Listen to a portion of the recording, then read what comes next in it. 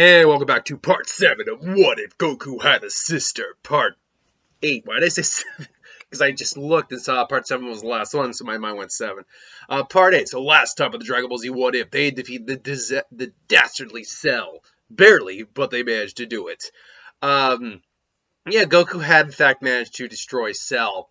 Now, where does that leave us now? Well, we're pretty much in a weird lull.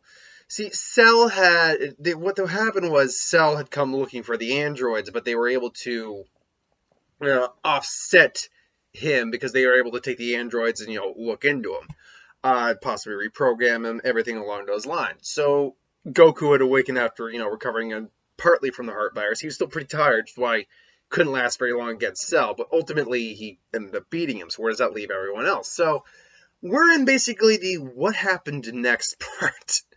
So first off, Trunks I do think does do some training. Because they bring up the Trunks. First off, Trunks' strength hasn't changed at all since they got here, and he just isn't strong enough to take on the androids. So he does go into the hyperbolic time chamber to train for a little while. So there is that aspect. He's not quite as strong as he was in the actual canon because he doesn't have someone to train with, but he still goes in, trains, still makes I think the whole year. He's not as strong, but he's doing well. He parts ways, and he's worried about the future, but realizing that the multiverse thing is a thing. His future shouldn't overly be affected, unfortunately. So, and then everything goes the same in that arc, or that episode. Cut to what is going on with the androids, because the androids, unfortunately, were, never activated. So the question becomes, what are we going to do with the androids? Well, so fortunately, Bulma and Dr. Briefs, they're able to basically reprogram 16, at least program the Kiro-san Goku protocol out of them. 18 and 17, there's not much they actually have to do with them. They just have to be sure that, they're not going to try to kill Goku. So basically, they're waiting there for them to wake up. All 6 of them are basically awoken. 18, 17 are just looking at wondering what's happening. 16 is just kind of, are you ready? So this is Son Goku. You are the one that my father, sorry, there's something on my bed, father designated to destroy. However, protocols have changed. I no longer wish to destroy. Though without it, I do not know what my purpose is. Meanwhile, 18 said he's like, oh yeah, so you're Goku, huh? Huh. Yeah, so you're the big guy, the good doctor wanted us to kill. You don't look like much. Looks can be deceiving. Sorry, it'd be Kakarot, not Son Goku.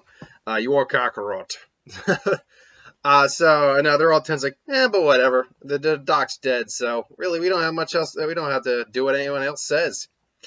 So now it's just a matter of the androids, or the cyborgs, if you will, finding a way to just make it in the world. It's like, yeah, that's really sucks. If you want a place to stay, there's always my place. Krillin, are you offering in my home to other people?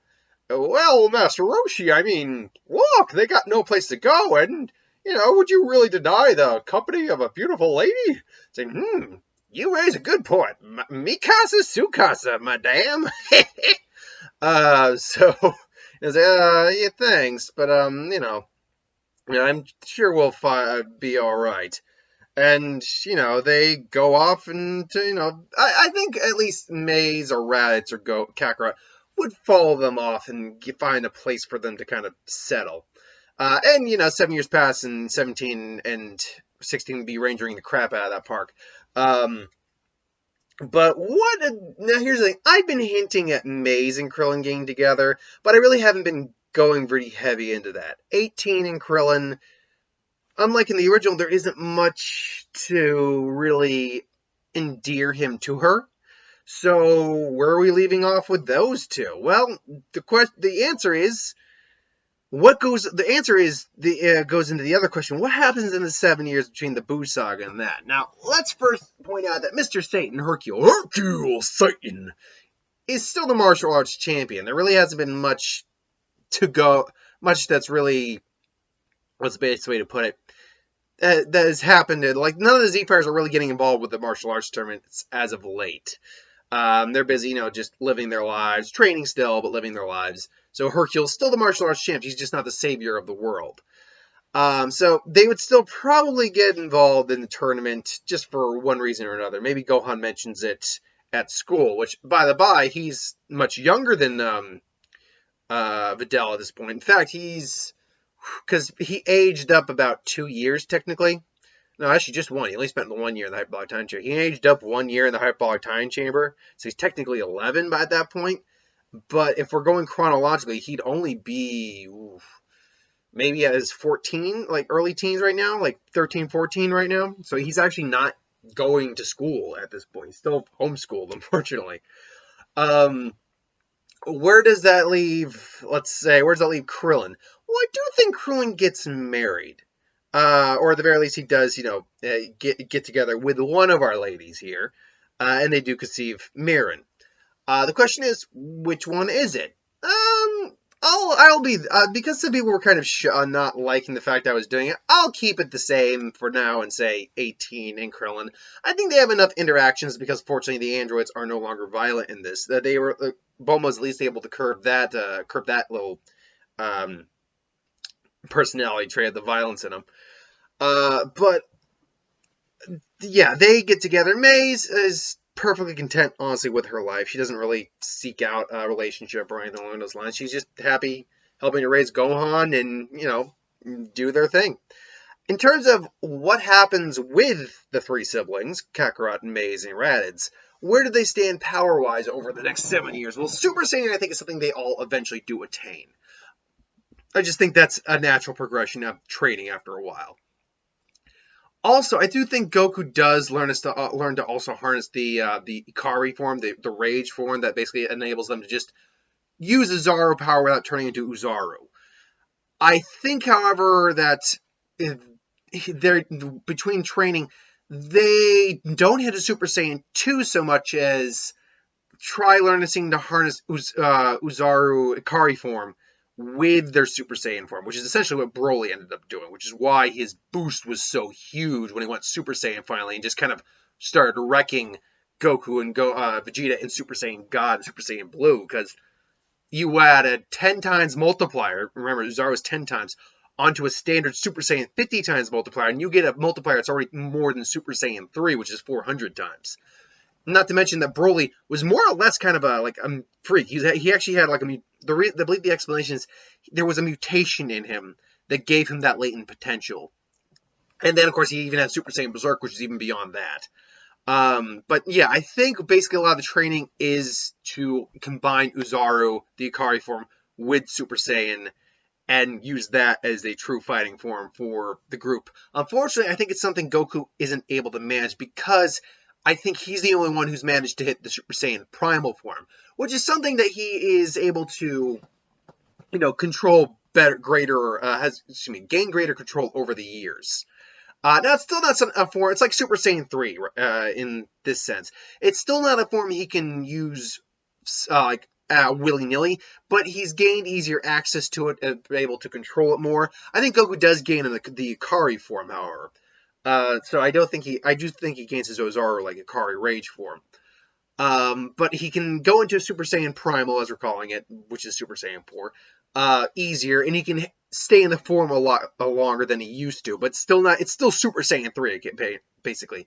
His body and power level just isn't at the state where he can maintain it for an extended fight.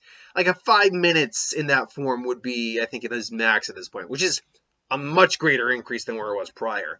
Power level wise, we don't use power levels at this point anymore. I can just kind of give you an idea where they stand as opposed to actual, other characters they go against in this point in the series. But it's business as usual, really. There's not much to say of what would happen. I don't believe there was actually a martial arts tournament for 7 years because of the whole Cell games. I think it kind of tainted it, and Hercule was the savior at that point. But because there wasn't a Cell games in this arc, the martial arts tournaments have just continued on as such. but no one's participated just because they were busy with their own thing. Eventually, the 7 years roll around. Babidi comes to Earth and, is looking for fires to, fuel Buu and everything along those lines. And I think the Z-Fighters actually decide, you know what, it's been a while since we all done this. Why don't we all just participate in a martial arts tournament? And Reds is actually one who says, wait, what? What's a martial arts? Oh, that's right. You've never participated. And he explains it to us like, oh, that does sound fun. So they, persuade the gang to participate. Goten is born, by the way. I think that just happens. Goten is closer to Gohan's age, but at the same time he's not Gohan, unfortunately. By the by, weirdly enough, I do think that Gohan would maybe with enough training get Super Saiyan, especially after his dad gets it. But there's an argument you can make that he doesn't, and then Goten gets it, so he's stronger. That would be hilariously just crapping on Gohan even more.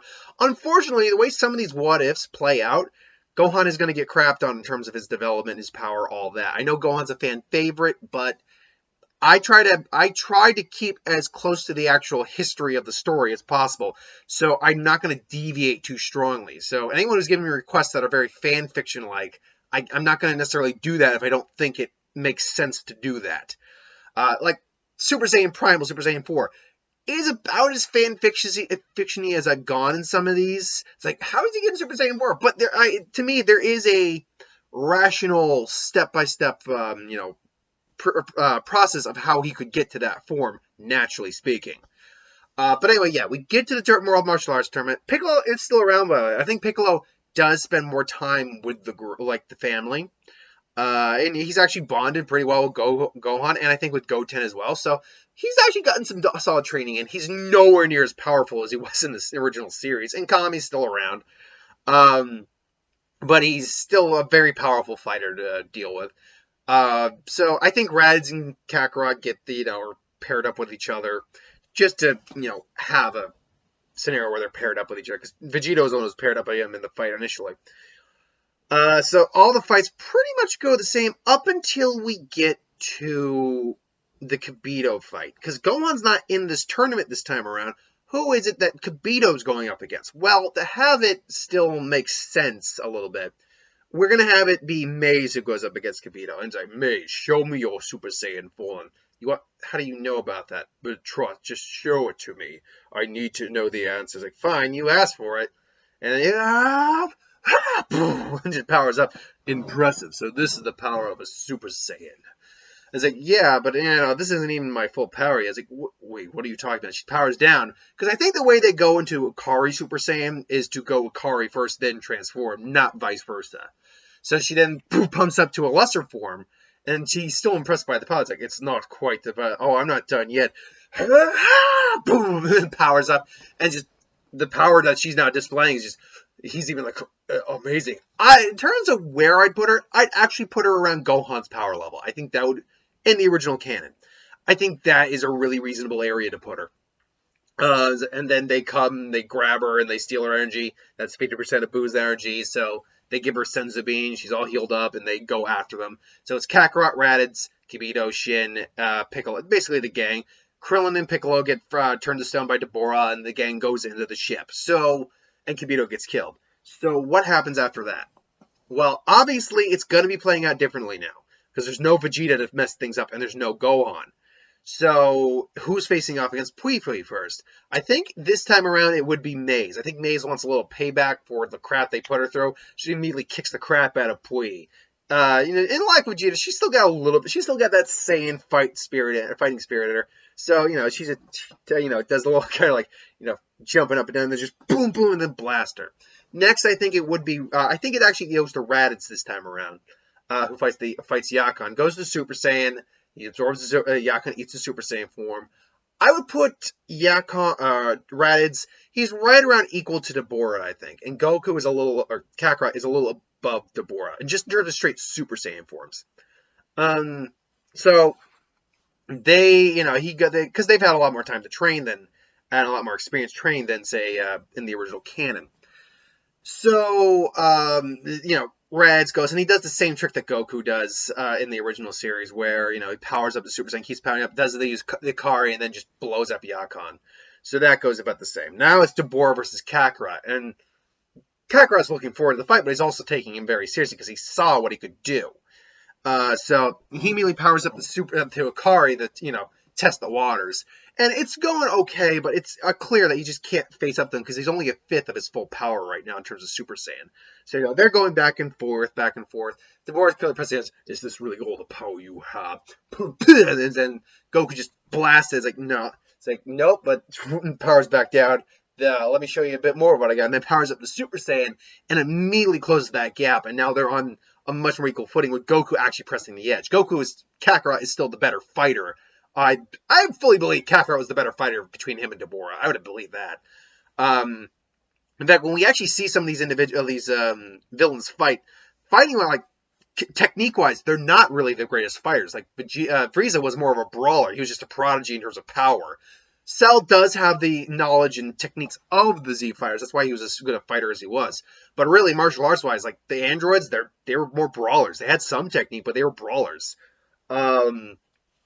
And yeah, 16, despite being an android who could be programmed fighting styles, really was just a brute force. Boo, because it was just memorizing techniques. He wasn't really a martial artist, but he still had techniques from years. Beerus was a legitimate martial artist, although I think Goku's actually the better technical fighter. It's just Beerus was a god. Hit, we know, is an actual martial artist. Jiren, we don't know about actually Jiren. Jiren's probably a martial artist. So when you really actually look at the villains and antagonists of Dragon Ball Z, only a portion of them are legitimate martial artists.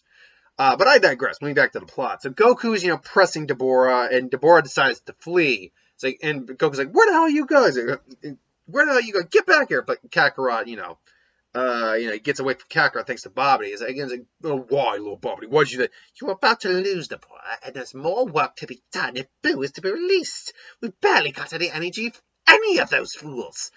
And then it's like, "We got to find Babidi." And then it's probably at the bottom. Says, "Well, if it's at the bottom, shit, we might be able to get down there." It's like, "What do you mean?" It's like, "Ready, guys? Ready? Me, ha, me." Trio family command, man.